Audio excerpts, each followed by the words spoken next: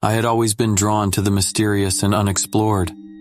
It was no surprise that when I heard whispers of a creepy hotel hidden deep within the woods, I couldn't resist the urge to visit. As I approached the Desolate Inn, an eerie sensation gripped me, and I couldn't shake the feeling that something was amiss. Despite the unsettling aura, I was resolute in my decision to spend the night and uncover the secrets that lay within its decaying walls. The old inn stood as a solitary figure amid a dense thicket of gnarled trees, their skeletal branches stretching towards the moonless sky like clawed hands. Moss and vines hugged the building tightly, choking its aged facade, while the once vibrant red paint had faded into a somber shade of gray. The windows appeared like empty, lifeless eyes, concealing whatever horrors lay inside. As I approached the entrance, the creaky wooden door seemed to groan in protest. It was as if the hotel itself wanted to deter me from crossing its threshold. Nevertheless, I steeled my nerves and pushed the door open, revealing a dimly lit lobby that exuded an ominous ambiance. Dust motes danced in the pale light streaming through a solitary flickering bulb overhead. The musty scent of decay filled the air, mingled with an indistinguishable odor that made me gag. A bell sat on the dusty counter, a relic of an era long gone, and as I rang it, a raspy voice echoed through the corridors, beckoning me to venture further.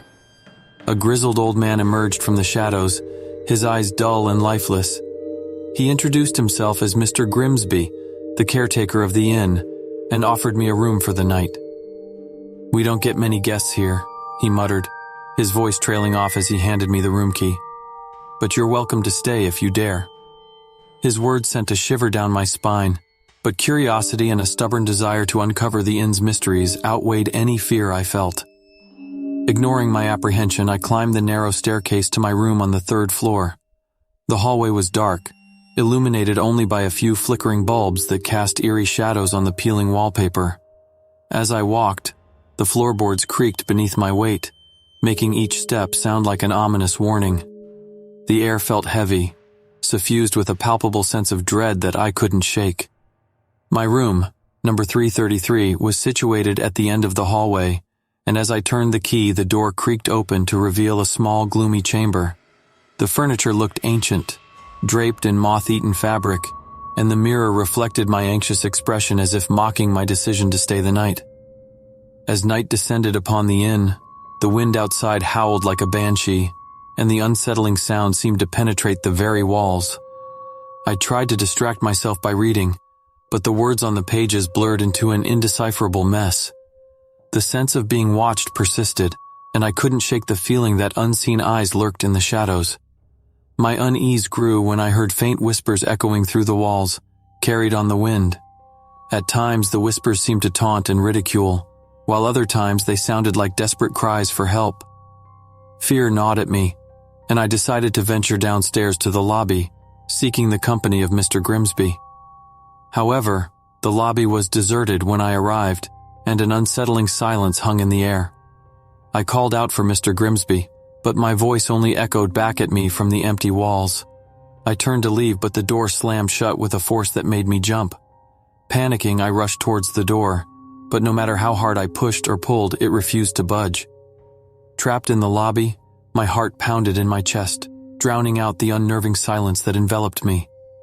Then the whispers returned, louder this time, like a cacophony of eerie voices that seemed to come from all directions. "Get out! Leave this place! Save yourself!" The voices were chilling, urging me to flee, but the door remained steadfastly shut. Desperation overcame me as I pounded on the door, screaming for help, but my cries were swallowed by the oppressive atmosphere.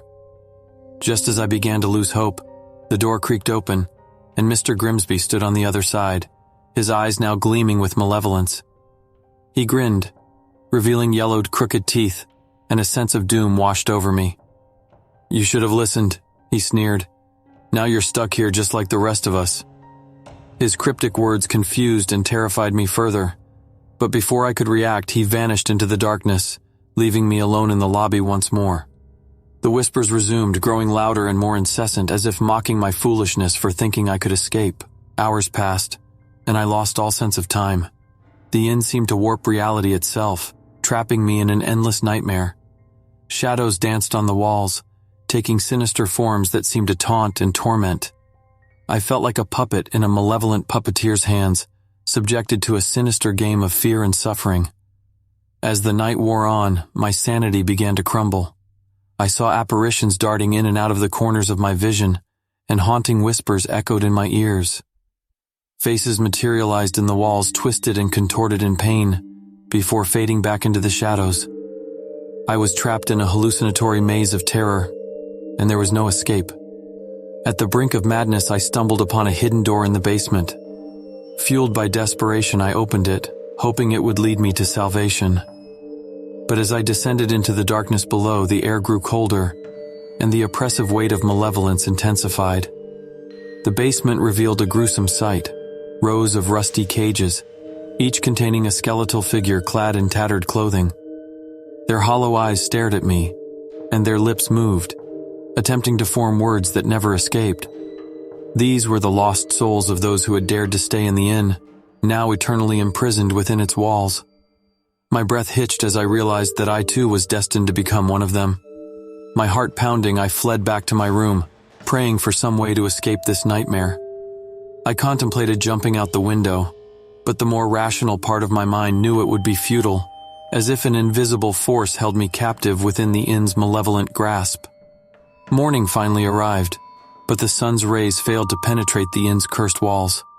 The whispers had subsided, but the oppressive atmosphere remained, hanging heavily around me.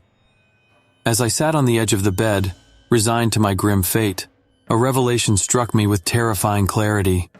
The inn thrived on fear, my fear.